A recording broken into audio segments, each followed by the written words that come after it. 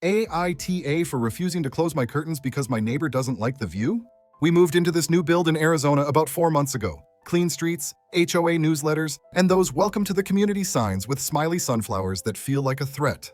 The house is great. Open concept, huge windows in the kitchen. One of the few things I actually loved about it. Then last week, we got a letter. Not an email, not a text. An actual mailed letter in a frilly envelope like it was from Hogwarts. It had a sticker on the flap that said Carol and smelled faintly of Febreze. Here's what it said. Dear neighbor, congratulations on your new home. I live across the way from you in Sunflower. Although our homes are not very close to each other, I can see directly into your home from my living room and backyard. I can clearly see you as you walk around your kitchen and even when you get things from your refrigerator. While I am happy for new neighbors, I would prefer not to have a view into your home when I am in my living room and backyard. For your privacy, you may want to consider some blinds or curtains. I hope you enjoy your new home and neighborhood. Your neighbor, Carol. So basically, hi, I've been watching you. Please stop letting me. My husband was like, that's weirdly polite, but whatever. Maybe we should get blinds. And I was like, no, fuck Carol and her homemade stationery. If she doesn't want to see into our house, she can close her curtains. But I let it go, I really did. Until Saturday. It's 8:30 a.m. I'm making coffee in my oversized Mickey Mouse shirt and no pants. It was laundry day, sue me. I turn around and there she is. On the walking path behind our house, staring straight into our kitchen with her little white Pomeranian that looks like it yaps in cursive. I stared back. We locked eyes. She waved. I just nodded and pulled a banana off the counter. Later that day, another envelope. This time hand-delivered. No smiley sticker, just, it seems we're still forgetting about the curtains. I understand it's your house, but it's also my view. Please respect that.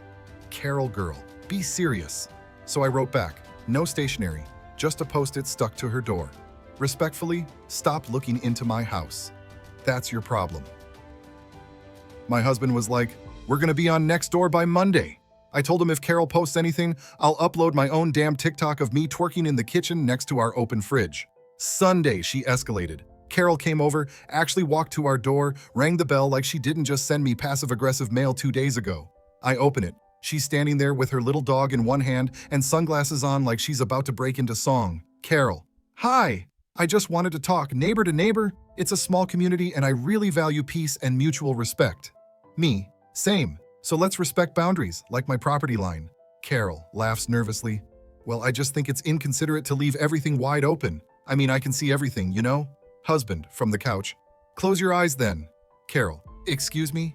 Me, he said maybe just don't look inside our house? Carol, well, some of us like natural light without watching our neighbors wander around half-dressed. Me, sounds like a you problem. She just stood there for a second, then sniffed and walked away muttering something like, people have no decency anymore. Today she reported us to the HOA, said we're creating an inappropriate living environment and knowingly exposing ourselves through unsecured windows. HOA sent us a friendly reminder about maintaining visual privacy. So now I'm pissed. I printed out a giant sign and taped it to the window she can see from. Stop looking in our damn house, Carol. And yes, I danced in the kitchen to Lizzo in a robe with the windows wide open. So after the sign situation, the very reasonable, very necessary sign taped to my window, which, might I add, is our window on our property, the HOA decided to get involved. Again. Monday morning, I'm drinking my sad Starbucks iced coffee. They forgot the sweet cream again. And I see the HOA rep walking up to our door like he's about to serve a warrant. Clip-on tie, polo with the sunflower logo, clipboard. That whole bored retiree who finally has power in his life energy. He knocks. I open. HOA rep. Let's call him Bob. Good morning, just a quick courtesy visit. We received a few concerns about visual disturbances from your property. Me, do you mean the sign or my general existence? Bob, we've had reports of provocative behavior visible from the walking path. Also, the sign contains a strong language. Me, it says damn. Carol's letters called me indecent. Are we seriously doing this right now? Bob clears throat. We just ask homeowners to be mindful of how their actions may impact the community aesthetic. I swear to God, this man said community aesthetic like he was describing the Louvre. Husband walks up behind me, eats half a Pop-Tart straight from the wrapper and goes, tell Carol we'll install blackout curtains when she removes her spy camera. Bob, I'm sorry, her what? Yep, you read that right. Let's rewind. 2 nights before, I'm sitting in the backyard drinking boxed wine and scrolling Reddit when I hear this weird little buzzing noise. Thought it was a mosquito. I look up and across the wash, about 50 feet behind a privacy fence, I see a tiny blinking red light. I zoom in on my phone camera. It's a mounted motion sensor camera, swiveling, facing our yard. I'm not Sherlock, but considering Carol's backyard is a barren dirt patch with a single dead rosebush and a bench no one ever sits on, there's literally no reason for a motion camera to be pointed toward our direction unless you're watching people. Like a freak. I tell Bob this. He acts shocked. Bob, we weren't made aware of any surveillance devices. Me, do you need me to draw a diagram? Bob, we'll open an investigation. Bob leaves. 2 hours later, Carol calls the HOA on us again. Says she feels targeted and unsafe. Girl, you put up the camera. So now it's on. Not just me versus Carol. It's a neighborhood Cold War. Tuesday, things hit maximum ridiculous. Carol put up a giant privacy screen along her side of the backyard. One of those fake ivy wall things people use for Instagram, except it's only on the side facing our house. She also added one of those fake owls on top like it's gonna scare away, what? The truth? And then, I am not joking, she attached laminated quotes to it. Inspirational Pinterest crap like, good fences make good neighbors. Respect is the foundation of community. Live kindly or leave quietly. My husband lost it. He walked outside, pointed at the fence, and yelled, "Live kindly? You sent a letter about my wife's fridge habits." Weirdest sentence I've heard all year. So, in the interest of comedy and petty revenge, I started matching her energy. First, I bought a secondhand mannequin off Facebook Marketplace, dressed it in a neon bikini, put it in the kitchen window at night with a spotlight on it. Her camera light started blinking constantly. Second, I started taking my Zoom calls on the patio with a giant, "This call is being recorded for quality purposes" sign behind me. Third, we installed wind chimes, lots of them, all tuned differently. Our side of the backyard now sounds like a horror movie scored by a drunken harpist. Finally, we hosted a curtain-free cookout. Invited the neighbors, not Carol, told everyone to wear pajamas, served burgers, played Lizzo, and waved cheerfully at her window all night. Carol called the cops. Yup, she actually called the non-emergency line and said we were exposing ourselves during a lewd outdoor event. Cops came. They saw people in onesies and grilled hot dogs. One of them literally said, "Ma'am, this is just a barbecue." They left. Carol stood on her side of the fence glaring at me, holding her Pomeranian like it was about to throw hands. But here's the kicker. One of the neighbors from her side, a nice guy named Marcus who walks his dog every evening, told me she's been creeping on new neighbors for years. 2 years ago, she allegedly got a couple fined for garage clutter after taking pictures of their open garage and reporting them to the HOA. That couple moved out in under 6 months. So basically, Carol's been terrorizing newcomers and getting away with it. Not this time. I filed a complaint, with proof. I sent a video of the backyard cam blinking at night. I printed out her laminated quotes and suggested the HOA consider whether Carol is the one disrupting the community vibe. And guess what? As of yesterday, the HOA sent her a letter, told her the camera needs to come down, suggested voluntary privacy solutions on her side, told her to refrain from unsolicited direct correspondence. Translation, stop creeping, stop tattling, and leave people alone. Last night, the camera was gone. I sat in the kitchen pants-free, eating ice cream with the windows wide open. Moral of the story? Close your curtains, Carol. So the camera's down. Victory, right? Wrong. Carol is the kind of person who doesn't just lose. She collects losses like wine corks and displays them as if they were vintage accomplishments.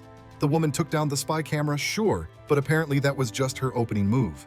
The very next morning, we got an envelope from, wait for it, a law office. Yes, Carol tried to go legal.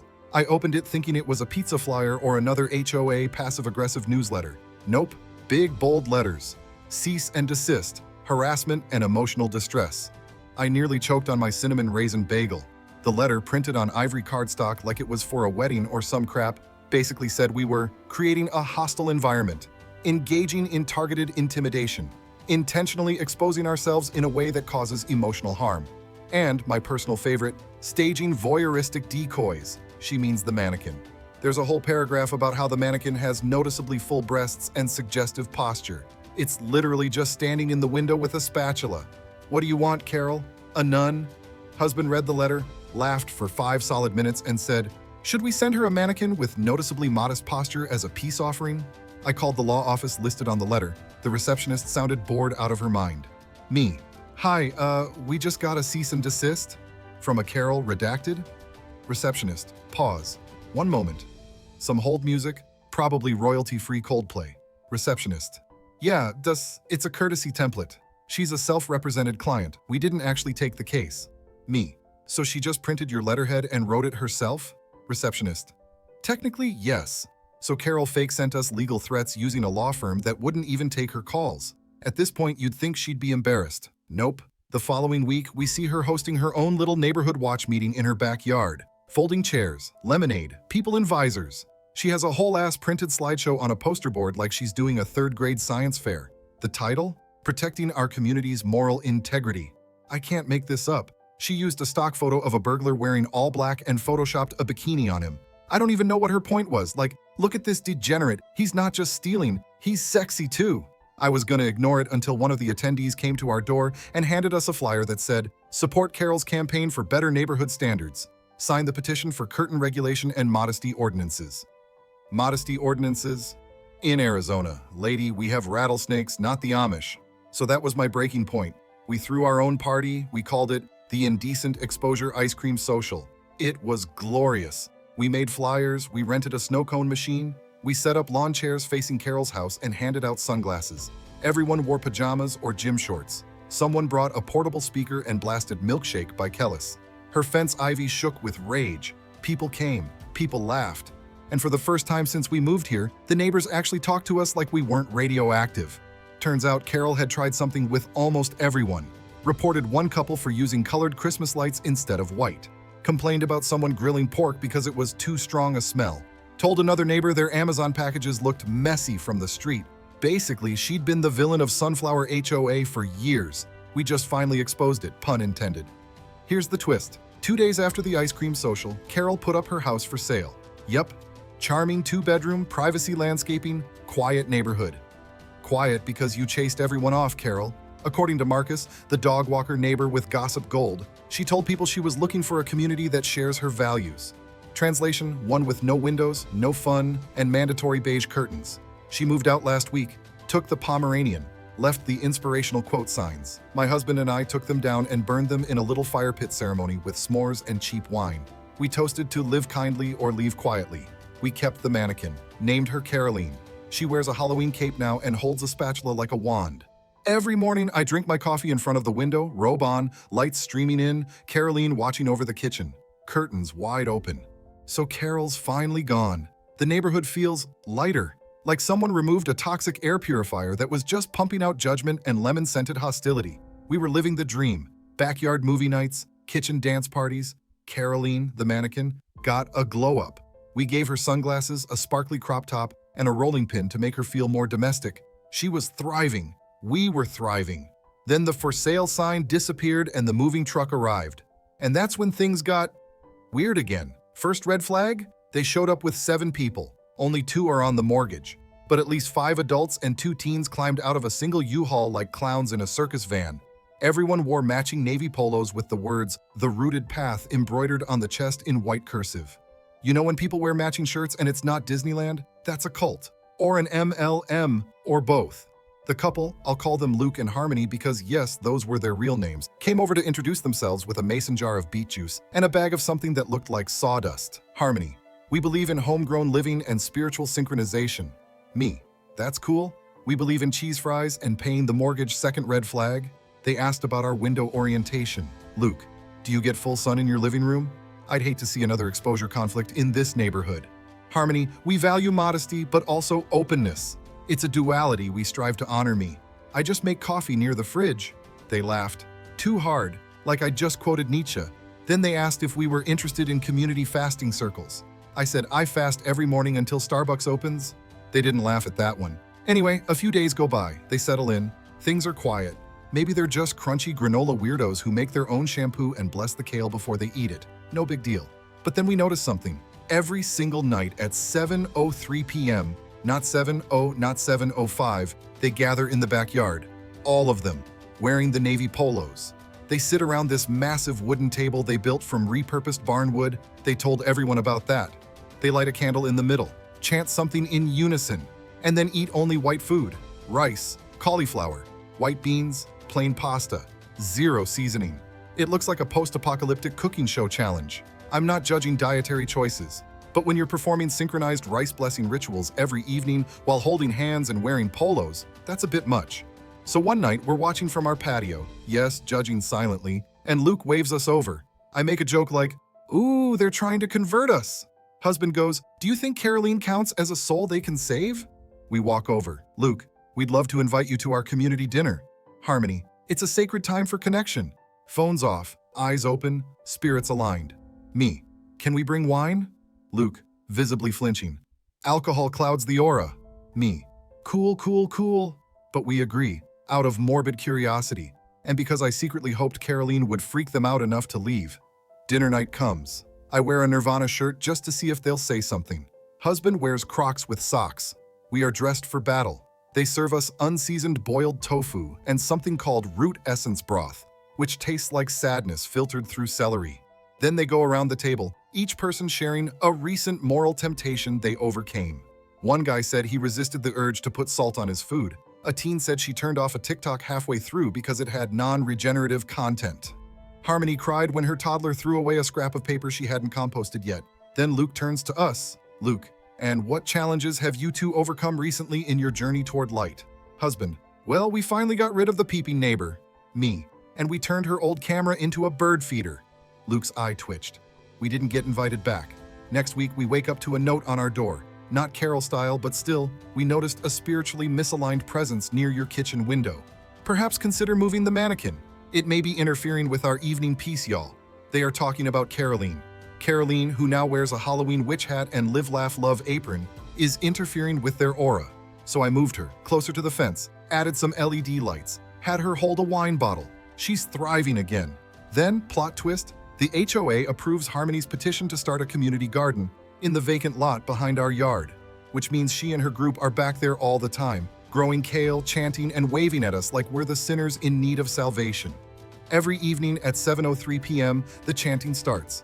It's like Gregorian monks auditioning for a Whole Foods ad.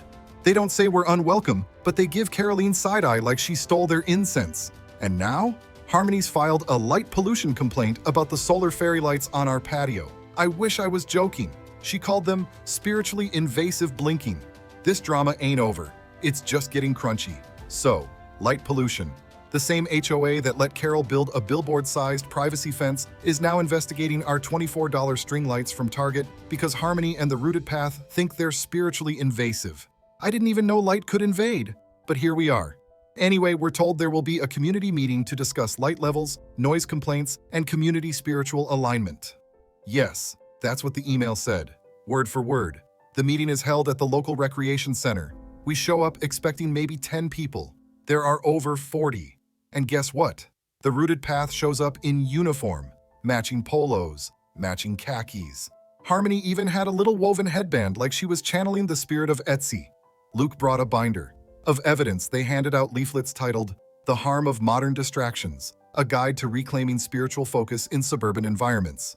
It included a diagram of our house with Caroleen circled, a blurry night photo of our patio lights, a quote from Plato, I think, about false fire leading men astray. People are shifting in their seats like, are we really doing this right now? Then Luke stands up and says in front of the whole room, our backyard is a sacred space for transformation. We cannot achieve vibrational harmony while distracted by artificial glows and inappropriate silhouettes. Someone in the back, shout out to Marcus, coughs, laughs, silhouettes? I raise my hand. Me, sorry, are you calling our mannequin inappropriate? Harmony nods solemnly. She wears garments that invite the male gaze.